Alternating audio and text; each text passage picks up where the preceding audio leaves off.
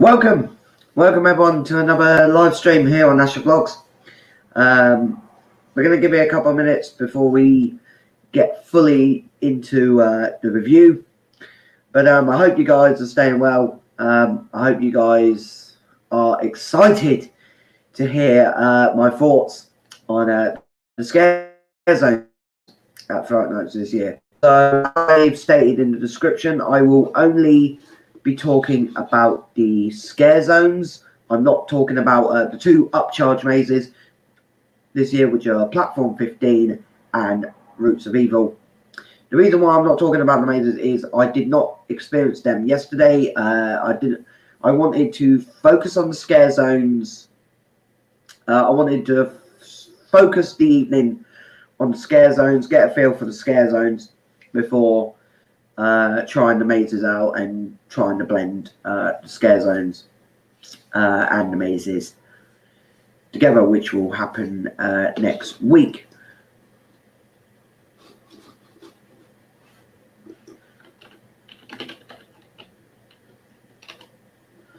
So yes, if you are new here, make sure to hit that subscribe button.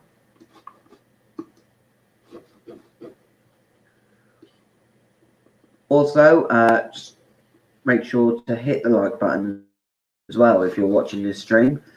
You know, like, I'm going to say this before we get into the review. My thoughts on each scare zone are my own. I have nothing against Thorpe personally against this. Obviously, this year we're lucky that we got Fright Nights. Sorry, we're lucky that we did get Fright Nights, and I'm happy that we did. And I have to give Thorpe credit for creating a COVID secure scare event. I have to give them credit for that.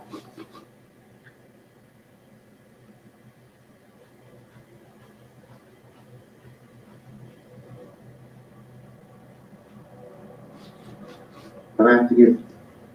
I was just getting something up so I could check something. Okay, good. So yeah, we'll give it another couple of minutes and then we'll go straight into the review, guys. All I can say before I go into like the event and the review of the mazes, scare zone, sorry.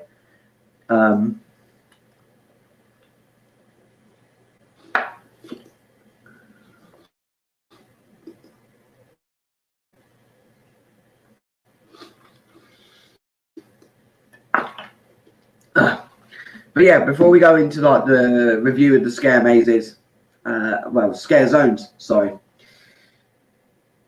Fright Nights this year is a brilliant event. It's 100. I'd definitely say it's a good COVID secure event. And as I said, I genuinely do. I have to give Thorpe credit for putting on a COVID secure event. They could have been one of those places that sort of cancelled. They could have easily not done this event this year, but they decided to go along with it, and I think, in my opinion, I think it worked out in their favour. I think obviously, like I said, I'm only talking about the scare zones. I'm not talking about the mazes. If you are watching, leave a comment and let me know what you think if you've experienced these experiences. So we're going to go, firstly, I'm going to talk about just the event in general. This year, as I just said, COVID-19 nearly has stopped a lot of scare events. Okay, Thorpe Park could have been one of those places that gone, you know what, we're not going to do one this year. But they didn't, and they've created a brilliant COVID secure environment. From as soon as you step foot onto Thorpe Park property, it is COVID secure all the way through, except on some of the attractions, queue line and batching systems, which I'll get on to later to get a rent. So if you watch my review from Fright last year, you'll know that the way I did it is we did it from weakest to strongest. And that's how we're going to do it with scare zones.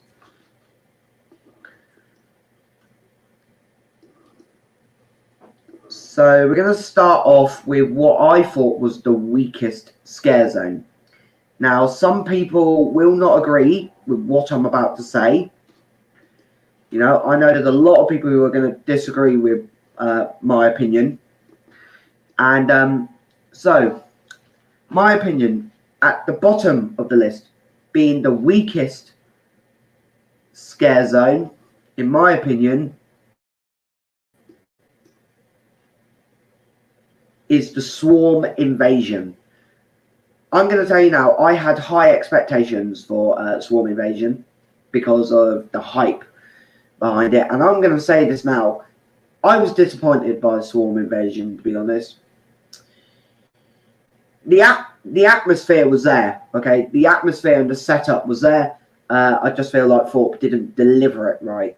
Like I say, one of the criticisms I have with swarm invasion is that there's two mini pop-up stages that they've built.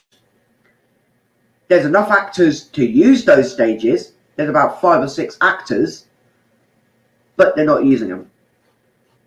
And it's, you know, it's not the best they could have done, to be honest. I think, if anything, I would have preferred if Swarm Invasion was maybe on, like, sort of like a Sanctum-style scare zone out where Sanctum was in 2017, or just next to the Swarm extension queue line. But, yeah, in my opinion, I think Swarm Invasion was the weakest one there on the day. Obviously, when I did go, it was opening day, so the actors had only had, I think, last night to work with it. So, yeah, like I say, I think Swarm Invasion was the weakest thing there when I was there.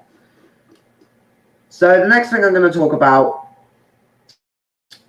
is the second weakest, and that is Terror at Amity High School sucks. Okay. I'm going to say this now. As a scare zone, it does not work. It is not a scare zone, in my opinion. I feel like it's live entertainment. I don't see why Thorpe advertised this as a scare zone. I feel like this should have just been a show. I did get to watch the show. The show element of it is brilliant. But the scare zone element is weak. There was, I think, when we were there, like 4 actors. And it's on the South Plaza. And there's a lot of space. They were not using that space in the scare zone element. So it's the entertainment element of it makes it slightly better than Swarm Invasion, but not by much. Next up, I'm going to talk about the Howling of Lycan Thorpe High, which is new for this year. The Howling of Lycan Thorpe High, I will be totally honest, was my least anticipated experience this year.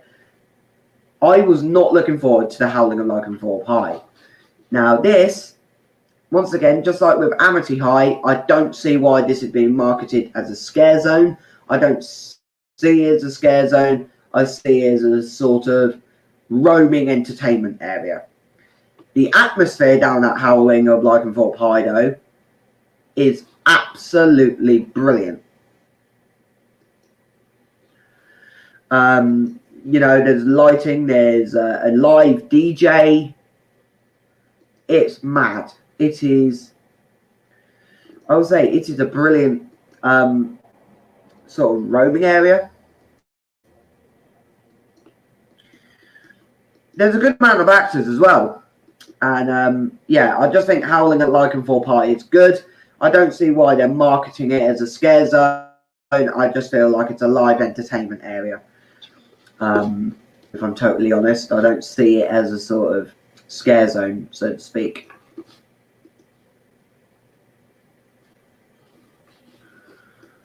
Okay, so the next thing I'm going to talk about I'm going to talk about Screenplex Cinema. Okay, I had no expectation for this because Screenplex Cinema has been one of the worst side attractions at Fright Nights for the last couple of years. This year they put live actors in there, and let me say, Screenplex Cinema is brilliant. Okay, it is a vast improvement on previous years because now Screenplex has a sort of a storyline to it. Screenplex this year is brought to you by the director and the crew of Studio 13. What I loved about what Screenplex did is it blended Fright Nights 2014, which featured the director and Studio 13, and brought it back to life. You know, and it was brilliant. I don't know if those were new films that were showing by Bloody Cuts.